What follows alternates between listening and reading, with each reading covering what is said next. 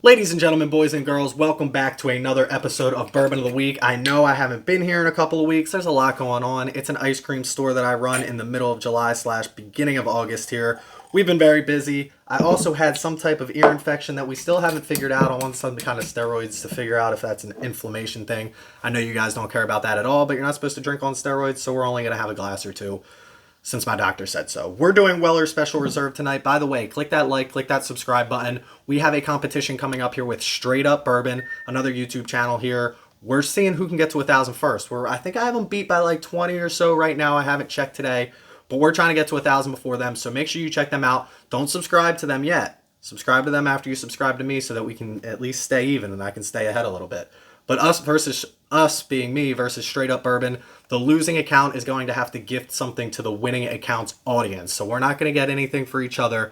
They're going to send out some type of merch, or I'm going to send some type of merch for them to then gift out to somebody in the audience. So you, by subscribing to me and helping me get there, can try and win something from them as well. But this is what we have today, Weller Special Reserve. And before we get started on all of that, time for the traditional sip. I mean, it's wheated. It's definitely smooth.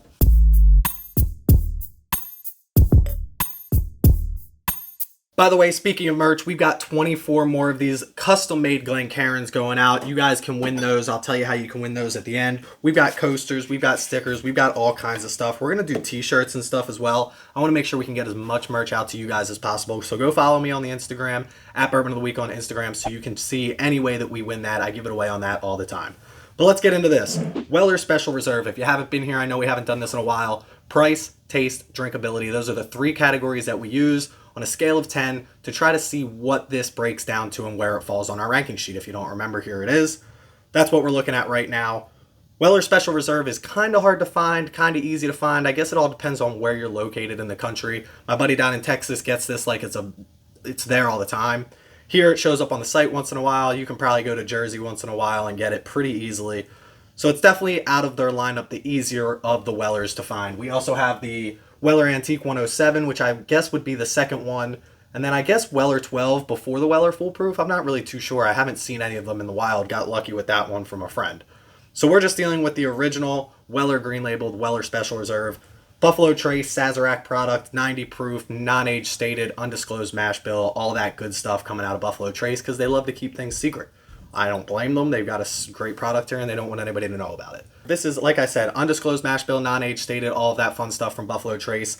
This is a wheated mash bill though, so we know it's at least 51% corn. The second grain is wheat. The third grain is malted barley. A lot of distillers use the second grain as rye. Rye is definitely more of my favorite type of flavor profile with that spiciness behind the sweetness that you get out of this. Now I love bourbon because it's sweet because you're pulling all of that stuff out of the barrel to make it sweeter, but that rye spice just does something a little bit more for me than a wheated bourbon typically.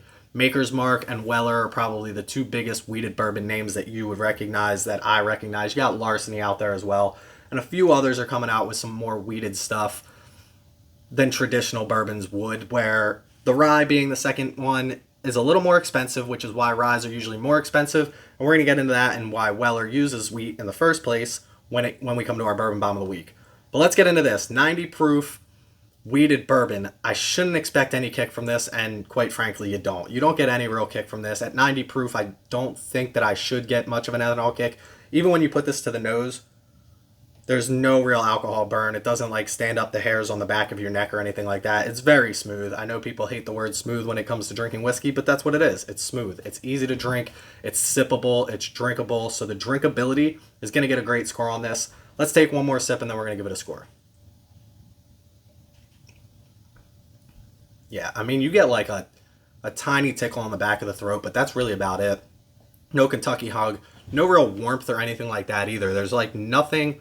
It's almost like a juice when you're talking about the ethanol kick on this. If you would have poured this up next to something that's 100 and 110 proof, you would be like, dang, there's no alcohol in this. But again, the wheated really brings down that spiciness. So a lot of people, when they drink a high rye or a rye instead of a bourbon, they get that spiciness and they kind of might misinterpret that for ethanol kick or alcohol. But with this wheat, there's no real way that you can confuse the two. There's no alcohol kick on this at all. 90 proof. A slight burn at the very end, but that's about it. I got to give it a great score on drinkability. I'm going to give it like a 9.1 when it comes to drinkability on this.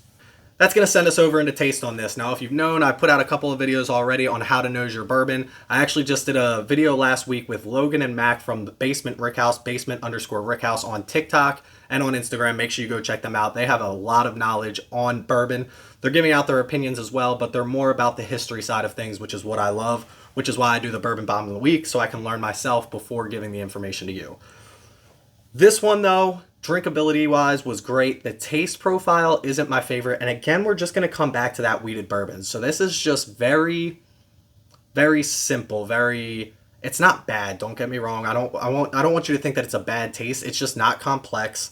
It's not overpowering. There's nothing that jumps out to you. It's your typical vanilla caramel oak, slight oak.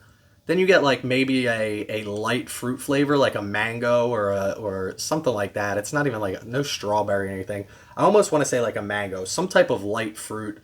There's no dark fruits in this. There's no like grapes or raisins or anything like that. On the nose, you get like honey and everything like that. All of those sweet, traditional wheat flavors that you're going to get is what you're getting out of this. And they're very good. It's very well balanced. It's very well put together, blended. All of that is done very well. It doesn't taste bad. It's just blah, average. Doesn't seem to really punch you in the face with any type of unique flavor profile, and it doesn't really stand out as far as anything age-wise. I don't taste a lot of oak on this. I don't smell a lot of oak on this. So I'm assuming it's a younger bourbon. I don't knock it. I still think it's a great bourbon. I think it's a delicious bourbon. I think if you haven't had it and you're looking for this, you should continue looking for this because it's Weller. It's coming from Stitzel Weller, Pappy Van Winkle. We're going to get into all of it in a little bit. But this is just like a traditional bourbon flavor where if you're kind of past that flavor profile, if you've already advanced past that in your bourbon journey, then this might not be the best one for you, and you're definitely not going to love it. Now, the thing is, if this was, we'll get into price real quick, but this is $27 here in Pennsylvania. I think it's 24 or 25 MSRP. Goes on our website at $27. So if this was on the shelf all the time, I could see why people would love it at $27 as a daily sipper, even a mixer, because I think this would go very well in maybe not so much an old fashioned, but like if people like to drink something with Coke or with ginger ale or something like that, I could completely understand the sweetness that goes into that with putting this with a soda and how good that would be. But as far as a straight bourbon goes and a straight wheated bourbon, it's just, again, like Maker's Mark, it's just not my favorite when it comes to that flavor profile. I don't want to give it a terrible score, but I also don't personally want to give it a great score. So I'll take all of these with a grain of salt. I'm going to give this maybe like a 7.0 when it comes to taste on this. I don't really think it deserves to be in the 6s, but as far as my personal preference goes on this, it's not my favorite. 7.0 is where we're going to put it. So last but not least, we're going to get into price on this. Price is very tough to call because I do want to take availability out of the equation when we talk about price. This comes in at $27.99 here, or $26.99 here in Pennsylvania. We'll call it $27, which isn't a tough ask for a bottle of bourbon at all. It is only a 90 proof bourbon. It's not age stated, but you also have the name behind it in the Weller lineup. At the same time, it's the bottom shelf of the Weller lineup. If you talk about the hierarchy of Weller, Special Reserve is definitely the bottom of the list. So for $27 on a 90 proof bourbon, if you take the name away from it, it's probably right where it deserves to be. Not the greatest taste profile when it comes to anything like that as far as personal preference. It's a great mixer if you ask me, and if it was more available, if this was on the shelf all the time, that's what it would be. It would be a bottom shelf bourbon that people can go to for $26, pick up a pretty decent bourbon, put it in a mixer or drink it straight and call it a night. I don't think it deserves to be anything more special than that. If you're going out and hunting this bottle of bourbon, please don't overpay for it. The secondary market might put this up $50, $60, $70, maybe even $100. I've seen it on some sites just because of the Weller name behind it. Now make sure you don't get pulled into any type of trap like that. At $27, it's a great price. But at the same time, I'm going to give it let's say like an average score just because I wasn't the biggest fan of this actual taste profile. I'm not the biggest fan of a wheated bourbon. So if you are a fan of the wheated, if you're a Maker's Mark fan, Larceny Barrel Proof, you might love this a lot more. But again, only at 90 proof, not knowing too much about age on it. I doubt it's that old. I'm not going to give this the greatest score on price, even though it is cheaper. Now, cheaper doesn't always mean better, I guess, in the sense that it does, because you don't want it to be more expensive, because then you're just overpaying for something. But at the same time, just because it's $27 compared to something else that's $27 that might be a lot better, this would get a lower score. So I'm going to give this like a 7.7 when it comes to price on this. So while I add these scores up, let's send it over to this week's Bourbon Bomb of the Week and learn a little bit more about Weller, how it got its start, and where it is today. Let's do this.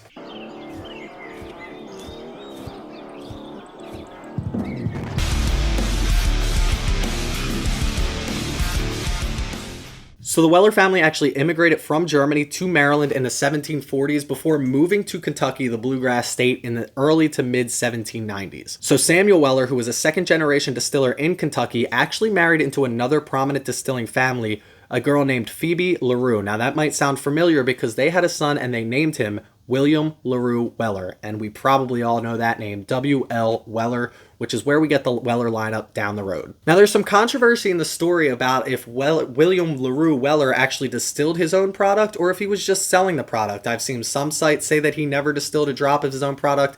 The Weller name was just a family sales name. Now, he did put a green thumb on his barrels, but that might have just been a marketing ploy saying, you know, we didn't distill this, but at the same time, this is coming from the Weller lineup. Now, I don't know the actual story about that. I've seen multiple articles stating multiple sides of these stories are true. So whether they came up with the actual distilling themselves or they were just selling other people's product under the Weller name, we'll have to find out about. Now, this started as W.L. Weller and Brothers before actually changing his name to W.L. Weller and Sons. It started with his brother Charles, and then it moved into the Sons aspect. Another controversial statement is that Julian Pappy Van Winkle was actually hired as a salesman, but some people actually say he wasn't hired as a salesman. He came into the company when Weller stepped down and bought his shares out, and that's how Julian Van Winkle got involved in the Weller line. Now, William actually passed away in 1899, and Pappy Van Winkle took over full control of the company in 1908. George Weller, which is William's oldest son, remained president at the time until Prohibition hit. That is when they took the Weller line and they merged with the Stitzel line, and that's how we ended up with Stitzel Weller, who owned the company at that time. Stitzel Weller has since been opened, closed, bought, renamed under Diageo, and now we have Weller line as a homage to William LaRue Weller as the Weller line from Buffalo Trace, owned by Sazerac at this time. So all these prominent names, Pappy Van Winkle, the Weller name, the LaRue name, all combined to make this bottle that we have today, which is why it's so sought after, why it's so special, going through Stitzel Weller, now a Buffalo Trace product. They definitely know how to brand this. They definitely know how to put it in front of you, and they definitely know how to make a pretty good bourbon. So here's to them. Cheers.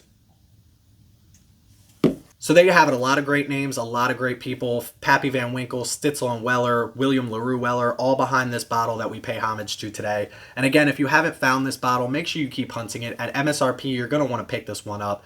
It came in on my ranking sheet at a 7.93, which right under that 8 mark isn't that bad of a spot for a quote-unquote bottom shelf bourbon. It's a 90 proof bourbon. I've started to move more into that 100, 110 proof range where I really find those flavors pop a little bit more.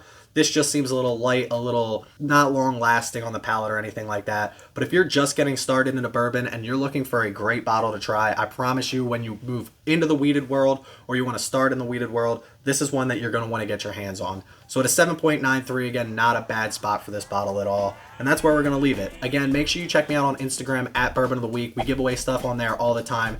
Every Tuesday at 4 p.m. we drop an image of the bourbon that I'm going to review. You can go on and try and guess the score that I'm going to give it. If you're the closest, I'll shout you out on the channel as well as enter you in a monthly drawing to try and win some cool prizes that we've talked about before. We've got the coasters, we've got the custom Glencairns, we've got it all going on over here. So go on there at Bourbon of the Week on Instagram. Make sure you click that like, make sure you click that subscribe. We're trying to beat Straight Up Bourbon in our competition on the road to 1,000. So make sure you do that as well, help out the algorithm. And if you have any recommendations, come chat with us in the Discord. There's a link down below. And support me on Patreon. I got a baby on the way. I can't afford all these bourbons anymore. My wife's starting to kill me.